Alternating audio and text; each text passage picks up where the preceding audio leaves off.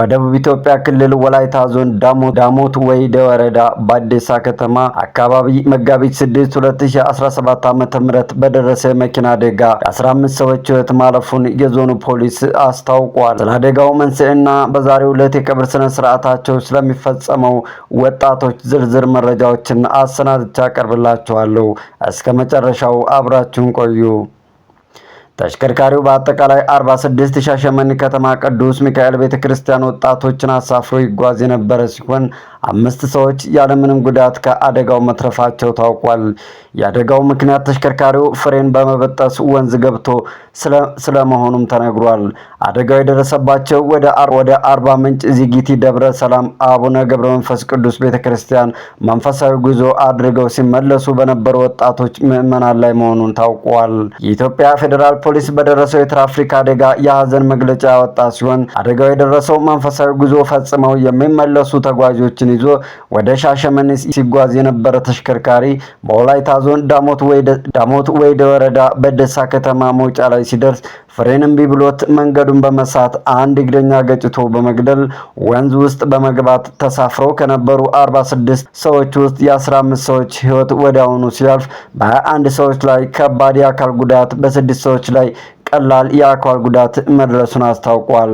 ከባድ ጉዳት ደርሶባቸው በኦቶና ሆስፒታል በሕክምና ላይ ከነበሩ 21 ሰዎች ደግሞ 15ቱ ሕይወታቸው ያለፈ ሲሆን በአጠቃላይ የሟቾች ቁጥር ይህ መረጃ እስከተጠናቀረበት ጊዜ ድረስ 18 ሰዎች መሞታቸውም ተረጋግጧል። የሟቾች አስከሬን ወደ ትውልድ ቀያቸው የተሸኘ ሲሆን የ11ዱ ስርዓተ ቀብር በትናንትናው ዕለት በሻሸመኔ ከተማ ተፈጽሟል። በደብረ አሰቦ አቡነ ተክለ ሃይማኖት ቤተክርስቲያን 6 ሰዎች፣ በልደታ ቤተክርስቲያን 3 ሰዎች፣ በወቅቱ መኪናውን ሲያሽከረክር የነበረው ከነ ታዳጊ ልጁ በቅዱስ ዮሐንስ ቤተክርስቲያን ቀብራቸው ተፈጽሟል።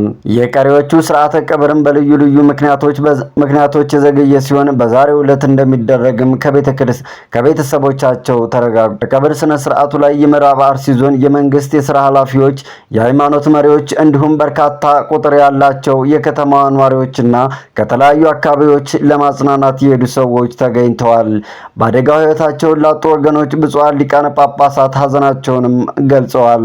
በዚህም ብፁዕ አቡነ አብርሃም የጠቅላይ ቤተ ክህነት ዋና ስራ አስኪያጅ፣ የባህር ዳርና የሰሜን ጎጃም አህጉረ ስብከት ሊቀ ጳጳስ፣ ብፁዕ አቡነ ጎርጎርዮስ የምስራቅ ሸዋ ሀገረ ስብከት ሊቀ ጳጳስ፣ የዝዋይ ሐመረ ብርሃን ቅዱስ ገብርኤል ገዳምና ስራ አመራር መንፈሳዊ ኮሌጅ የበላይ ኃላፊ፣ ብፁዕ አቡነ ሄኖክ የአዲስ አበባ ሀገረ ስብከት ሊቀ ጳጳስና የተዋሕዶ ሚዲያ ማዕከል የበላይ ጠባቂ፣ ብፁዕ አቡነ ቀለምንጦስ የሰሜን ሸዋ ሀገረ ስብከት ሊቀ ጳጳስ፣ ብፁዕ አቡነ ይስሐቅ የወላይታ ሀገረ ስብከት ሊቀ ጳጳስና ብፁዕ አቡነ ሩፋኤል የጋምቤላ፣ የምስራቅ ወለጋ፣ የምዕራብ ወለጋ፣ የቄለም ወለጋ፣ የሆሮ ጉድሩ ወለጋ፣ የቤኒሻንጉል ጉሙዝ አሶሳና የደቡብ ሱዳን አህጉረ ስብከት ሊቀ ጳጳስ የተሰማቸውን ሐዘን ገልጸዋል። በወጣቶቹ ድንገተኛ አደጋ ብዙ ሰዎች ሐዘናቸውን እየገለጹ ሲሆን ድምፃዊ ጆሲ በከባድ ሐዘን መመታቱንም አስታውቋል። ጻድቁ አቡነ ገብረ መንፈስ ቅዱስ ለዓመታዊ ክብራቸው እንዲገኝ ፈቃዳቸው ሆኖ ደጃቸውን ለመርገጥ አርባ ምንጭ ዚጊቲ አቡዬ ተገኘው። ታላቁ አብይ ጾም እንደመሆኑም በተአምራዊ ጸበል ልንጸበል ቆይታ ባደረግንበት ሁኔታ ላይ በንግሱ ማግስት በእናታችን ማረፊያ ቤት ቁርስ እየቀመስን በርካታ የሻሸመኔ ወጣቶች ወደ ግቢ ይገባሉ። ለቤተ ክርስቲያኗ ስጦታና ስለተደረገላቸው ስለታቸውን ሊሰጡ በገቡበት አጋጣሚ ትውውቃቸውን መጀመሩንም ተናግሯል። በመሃል የማህበሩ ሙሴ ወጣት መለሰ ጫካ ጆሲን ስለማናገኘው ፎቶና ቪዲዮ እንነሳ ታሪካዊ ቀን ነው ብሎ ሐሳብ ሲያቀርብ እኔም ከተቀመጥኩበት ተስፈንጥሬ የተነሳው በእምነት ጥንካሬያቸው ቀን ነው፣ ኮራባቸው፣ ደስም አለኝ። የደስታ እንባዬን አነባው። ባህል በተለመደው የሀገራችን ባህል መልካም ልማድ መንገደኛ የሚገጥመው አይታወቅምና እህል ቅመሱ ስላቸው እሺ ብለው በደስታ የመጨረሻውን በረከት ቁርስ አብረን ቀመስን፣ ተመራርቀን ተለያየን በማለት ከሟች ወጣቶች ጋር ተገናኝቶ እንደተለያየ ተናግሯል። ከጧቱ 3 ሰዓት ከአጸደ ግቢው ወደ መኪናቸው ጉዞ ጀመሩ። አመሻሹን ከቀኑ 11 ሰዓት ላይ ወላይታ ሶዶ በደሳ ወንዝ ሲደርሱ መኪናው ፍሬን በጥሶ ከተሳፋሪዎች መካከል 15ቱ ምዕመናን ሕይወታቸው ማለፉን ሰማን።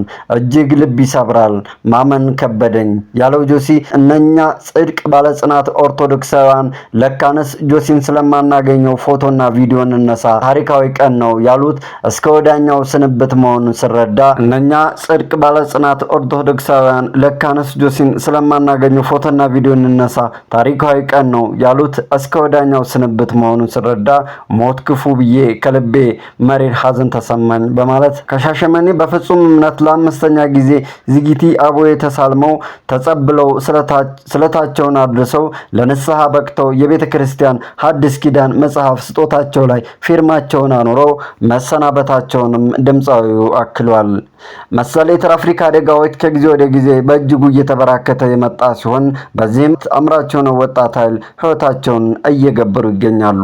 ባለፈው ታህሳስ በሲዳማ ክልል በደረሰ የትራፊክ አደጋ 71 ሰዎች ሕይወታቸውን ማጣታቸው ይታወሳል። በአፋር ክልል በያዝነው ወር መጀመሪያ በሁለት ቀን በተከሰቱ አደጋዎች በሁለት ሰዎች ላይ ሞት፣ በ3 ሰዎች ላይ ከባድና በሌሎች 21 ሰዎች ላይ ደግሞ ቀላል የአካል ጉዳትና የንብረት ጉዳት በትራፊክ አደጋ መድረሱን ክልሉ አስታውቋል። በተመሳሳይ መጋቢት 1 2017 ዓ.ም በኦሮሚያ ክልል በሰሜን ሸዋ ዞን ደንዲ ወረዳ በደረሰ የትራፊክ አደጋ የ6 ሰዎች ሕይወት ማለፉ የሚታወስ ሲሆን አደጋው ከግንደበረት ወረዳ ወደ ጊንጪ ከተማ ሲጓዝ የነበረ የሕዝብ ማመላለሻ ተሽከርካሪ በመገልበጡም ነበር። በደረሰው አደጋም የ6 ሰዎች ሕይወት ማለፉን በ16 ሰዎች ላይ ደግሞ ቀላልና ከባድ የአካል ጉዳት መድረሱን የወረዳው ኮሙኒኬሽን ማስታወቁ ይታወሳል። በተመሳሳይ ታህሳስ 7 2017 ዓ.ም በምዕራብ አርሲ ዞን ዶዶላ ወረዳ ኤዶ ከተማ በተከሰተው የትራፊክ አደጋ የ12 ሰዎች ሕይወት ያለፈ ሲሆን አደጋው ሁለት በተቃራኒ መስመር ሲጓዝ ከነበረ የሕዝብ ማመላለሻ ተሽከርካሪዎች አንዱ የአህያ ጋሪን ለማትረፍ ሲሞክር በመጋጨታቸው የተፈጠረ መሆኑ ተገልጾ ነበር። መሰል የትራፊክ አደጋዎች በየዕለቱ ሰዎችን በወጡበት እያስቀሩ ነው።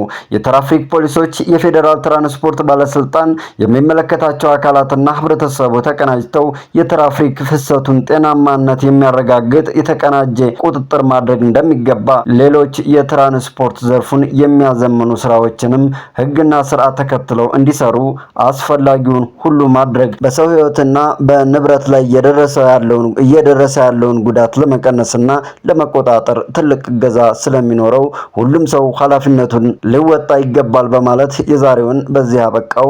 መልካም ቀን።